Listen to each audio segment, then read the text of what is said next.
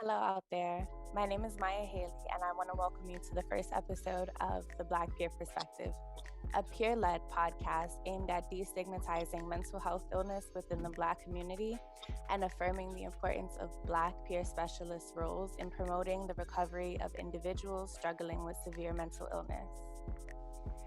Mental illness related stigma, including that which exists in the healthcare system and among healthcare providers, has been identified as a major barrier to recovery in the Black community.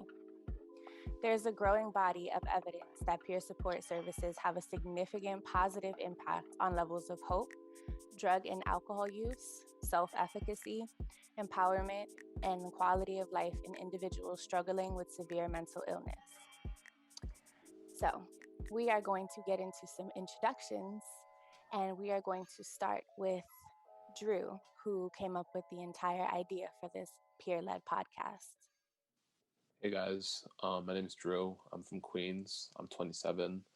And the reason I created this podcast was because during my job as a peer specialist, I would have great conversations with coworkers about things relating to the medical field and also just people in general. And I always felt that, these conversations need to be heard, not just for myself, but like for the world.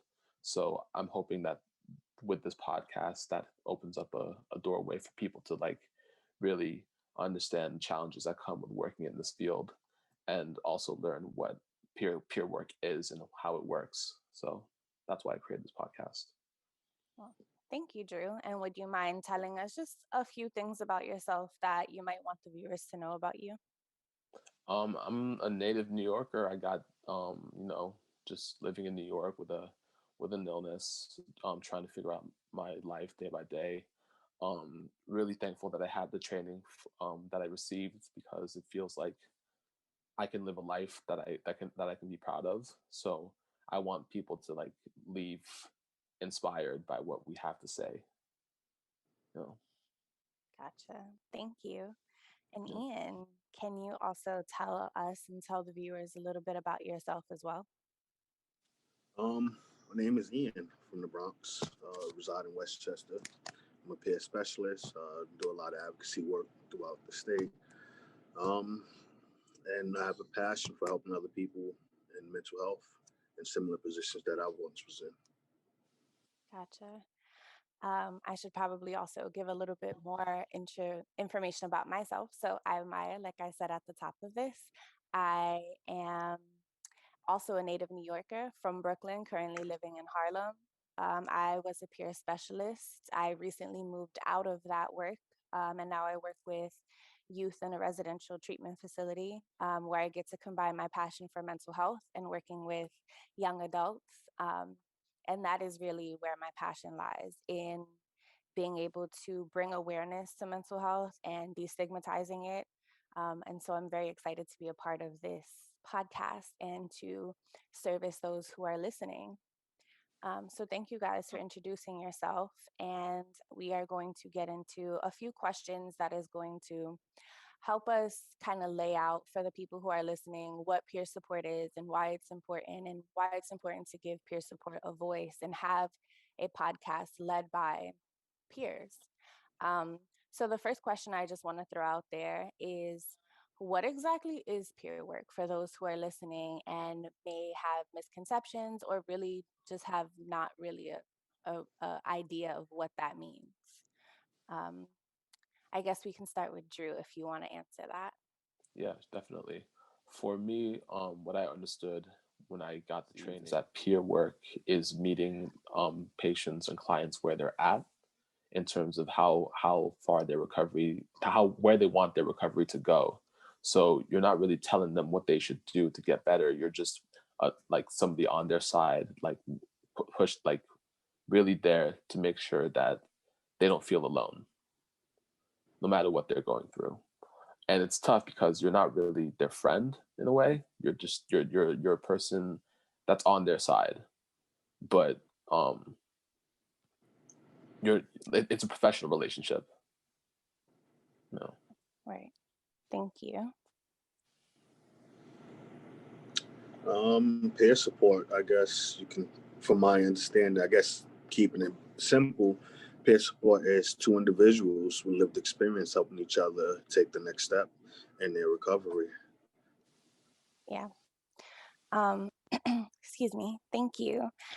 Just to add on to that, peer support is definitely something that comes from a person who has a very similar experience to those that they are servicing.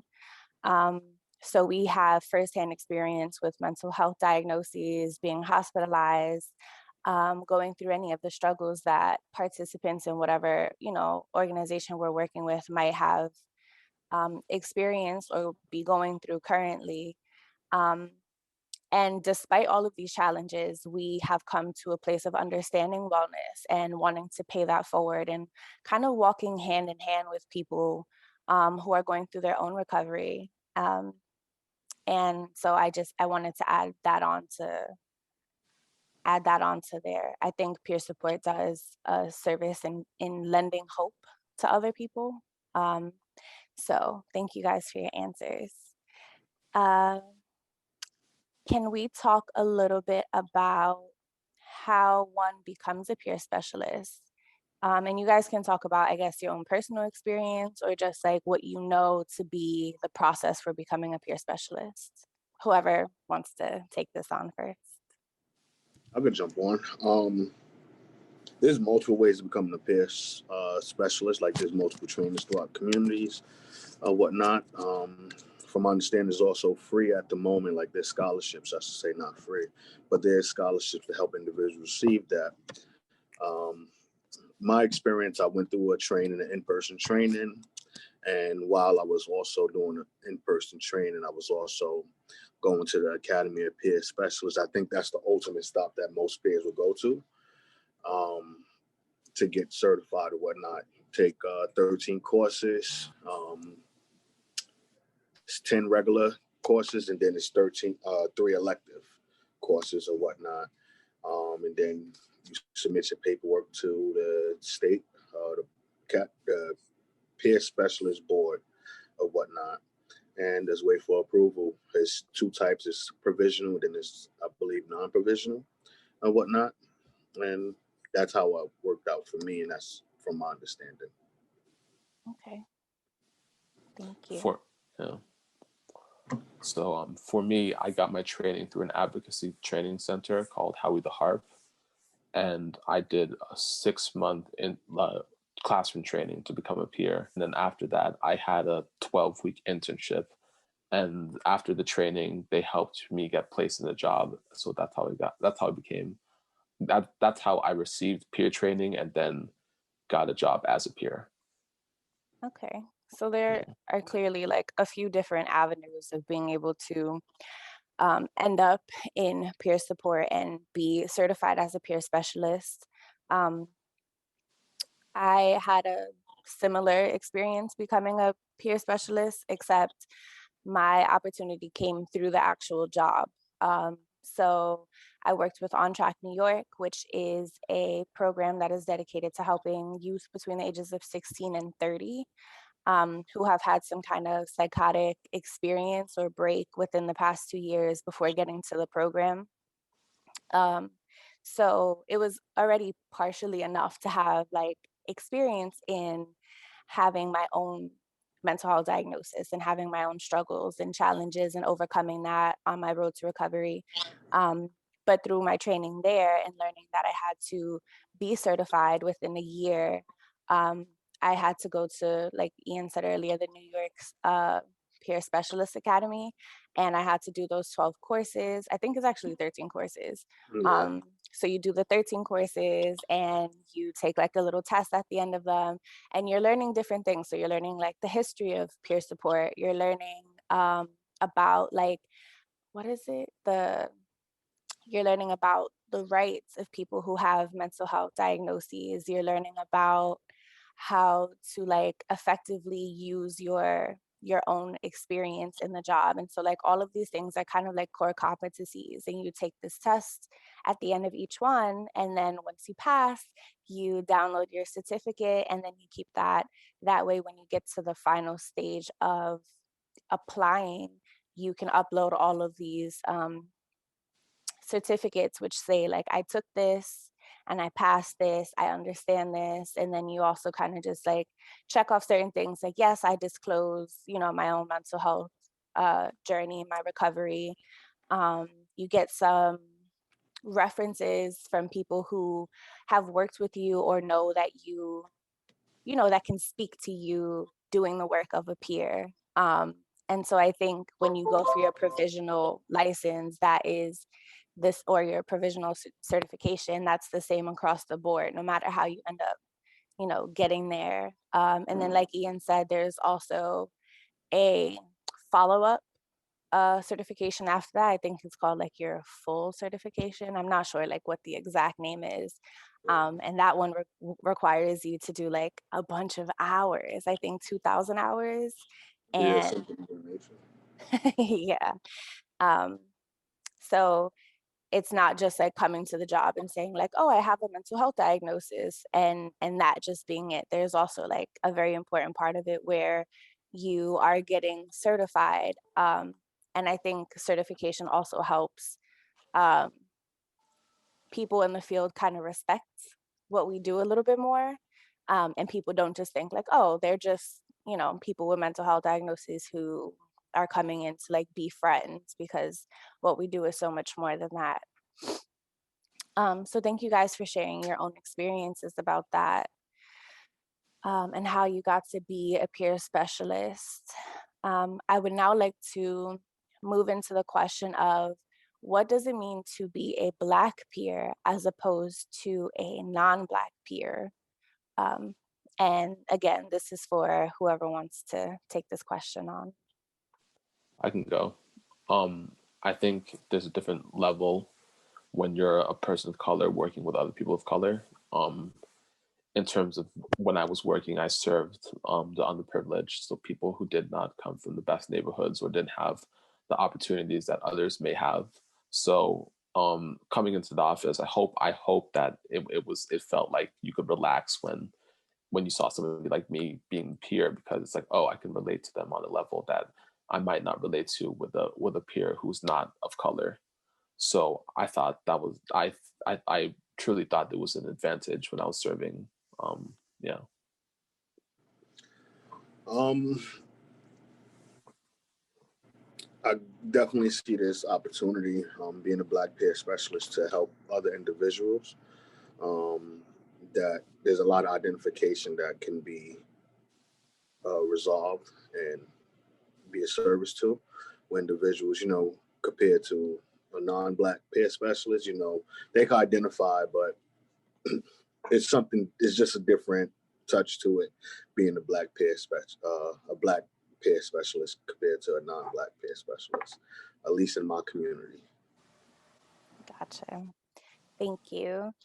Um, yeah, I think I can't speak to the experience of being a non-Black peer, but what I can speak to is being a Black person, right? And having gone through the system myself, I remember what it felt like to constantly be receiving care from white professionals. And a lot of times that wasn't always the most comfortable thing. A lot of times I was in situations that felt condescending, that felt like my voice was stripped away from me. What I wanted and what I thought wasn't important, and it didn't matter. And that's not necessarily to say that it comes from a race thing, but also I think that it does play a role in it. Because that experience has shaped the way that I work with other people who are receiving peer support. So working in Flushing, New York, or Flushing, Queens, New York, there was a very diverse population of peers that I was working with who wanted to receive peer support, whether that was our Asian clientele or our Black clientele, even white clientele. And for me, I always moved with the intention that I wanted to let them know that, one, I was there, for them, not to diagnose them. I'm not a clinician. I'm not a sponsor. I am a peer. I'm someone to listen to you. And like you said earlier, Drew, I'm not your friend. Like, friends don't get paid to be friends with each other, but understanding like I am somebody who is in the same age group as you. I'm somebody who has had very similar experiences, and I'm not telling you those experiences or sharing those experiences to diminish yours or to make you feel like I'm a standard to which you need to compare yourself, but just to understand like this is where I am in my recovery, and I want to help you and to support you to get to the place that you want to be in your recovery. Whereas with like sometimes people who are not of color and are are white and have this educational background kind of speak to you as though they have all the answers. And for me, I don't have all the answers, and I experience life the same way or very similarly to the way that the people we service do. Um, and I can be open about some of, the oppressions I have experienced and how those have shaped my experiences in the healthcare system. And I think that that's just a really important element to bring to it as somebody who identifies as Black. Um, so yeah, I just that would be um, what I would like to highlight as like the importance of being a Black peer specialist. Um, so thank you guys for your answers again. And we're going to use this to segue into our next question, which is, can we all talk about some of the advantages of peer support for individuals who have mental illness or mental health struggles? Um, and if you have examples of how peer support has functioned in your own recovery, can we talk about that a little bit? So I know that was a two-parter, and if I need to like bring the questions back, I will. But let's just start with like, what are some advantages of peer support that you yourself have seen as a peer specialist? Well, for me, I think people listen more intently when you tell them that you've gone through a similar experience, in terms of like, yeah, you're with these doctors and they're like, wow, like what you're going through is really tough. And, I've gone to medical school, so I know how to diagnose that. But it's a different conversation when you're with a peer and you're like, yeah, like I've had that similar experience. Um, can you repeat the second part of the question? Yeah, of course. How has peer support functioned in your own recovery? So like, what were advantages to you receiving peer support? So when I was a client at On Track, before I became a peer myself, going to the music group that the peer facilitated was really great, because it was the only time I would really get out of the house and go into the city to go like talk to other people about music and how I like to write songs for myself and things like that. So I I guess it didn't feel like it was a meeting to talk about medication or anything, but a place where I could go and be myself around others and talk about something that I was actually interested in. So I'm very grateful that I had that experience and it was led by a peer. Cool. Thank Yeah. you. Um, the advantage, I guess you can say for the pair, actually, from my experiences, I guess it's two sides of the field, I guess, in a sense. The first side, just from the peer perspective side, there's a lot of flexibility. There's a thin line with policy and guidelines or whatnot that allows that type of flexibility. And then on the other side of the field, you're able to be an advocate or be that bridge or that voice for that individual that you're serving, but sitting down and bringing that to the clinicians where they, for the most part, will hear you out, not as a participant or a peer, but as a professional, So I see those two as the big advantages right there. And everything else, the flexibility is there. You can talk, you can advocate, you can show them how to advocate, and it don't always have to be clinician talk or whatnot. It could be any type of talk. So it's a lot of flexibility there on both ends or whatnot. Um, how did I see it play out in my recovery, peer support? I didn't really have direct peer support in my recovery.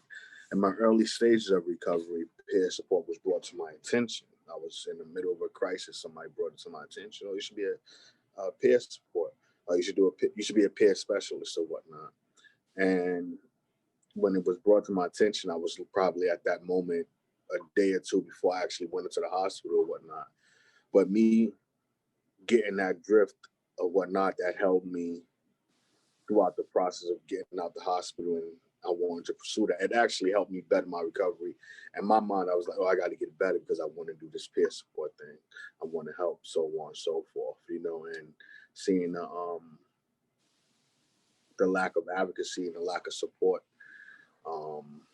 in the hospital or whatnot gave me that drive also. So I didn't really have direct relations with peer support.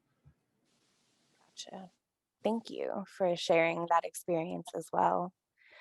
Um, so just to add on to that, I would say, I guess some of the advantages that I've seen as a peer specialist offering peer support to people who needed it, like Ian said, is the flexibility. So there are things that we can do that are outside of the clinical framework. So like we can meet in public, we can have groups that are focused on the things that they want to talk about. So whether that's like destigmatizing mental health, or sometimes in my role, I got to collaborate with other people on the team. So I would do like a collab with the career and education support specialist, and we did like a mock interview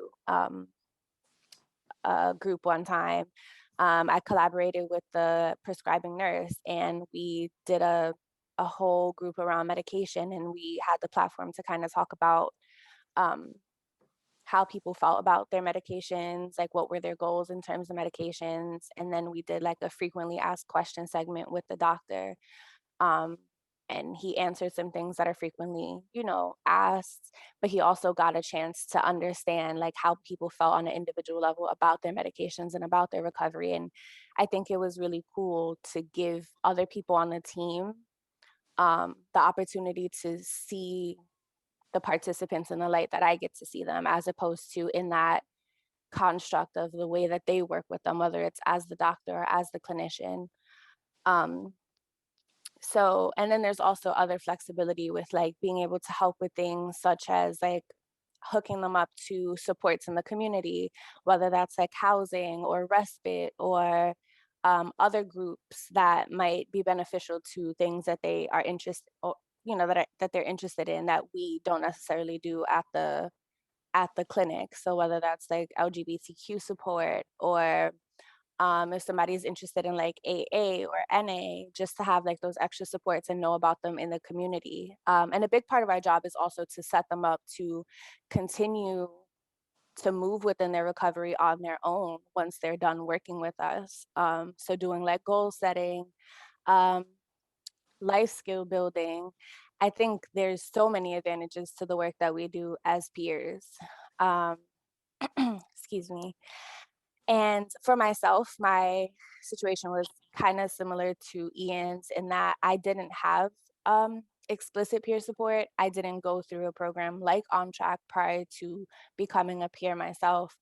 Um, but I did know that in my recovery, I hated one-on-one therapy because it just made me very angry, honestly, to sit there with somebody who again would sometimes feel condescending and ask like, oh, so nothing's really changed since our last meeting. And it's like, no, bro, that's kind of like why I come to talk to you, because nothing's changing right now, and I need to just like vent this and get it out of my head and my heart. And so I heard about mood disorder groups, and I found one for bipolar support. And there's other ones like under 30, unipolar, depression, but my favorite one was bipolar support. And so that's the only way prior to becoming a peer that I received peer support. And that's why I have such a great respect for support groups, because you get to meet other people who speak your language and can say something. Even if you're not sharing, you might hear something that you have constantly thought, or constantly like written in your journal, or try to explain to somebody else who just doesn't get it. And I think that's also what's super important about being a peer. Like, you are speaking the language of the people you're servicing. um, so I thank you guys for your answers and, sharing a little bit about your experience. And I would like to just wrap this entire thing up with the question of, why do you guys feel like it's important for us to do this podcast? Why is it important to give a voice to not only peers, but to Black peers? And this question is for whoever wants to take it first. I think because times are rough right now and they're going to get rougher, and the mind is like very important, and mental health is very important nowadays. So I think this podcast is more important.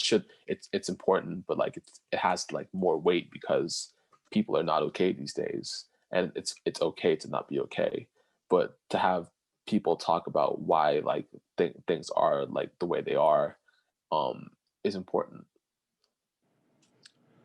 Run the question back one more time. So our wrap-up question is, why is it important to have this podcast and to give a voice not only to peers, but to Black peers? Um, why is it important? Well, for starters, because it allows room for individuals to explore different ideas and hear other people's voices or whatnot with similar situations. You know, not only that, but it allows an opportunity for connection to other people, regardless you know them or not. Just having that identification, wow, I'm not alone. Giving that reassurance that you're not alone or whatnot. And like Drew said, giving them that reassurance that it's okay not to be okay. You're not alone. We here with you.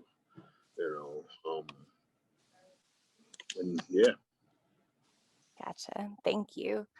I agree with the both of you. And I think to just add on to those ideas or to piggyback off of them, I think it's important to give peers and Black peers a voice because, one, this is not something that you find very often.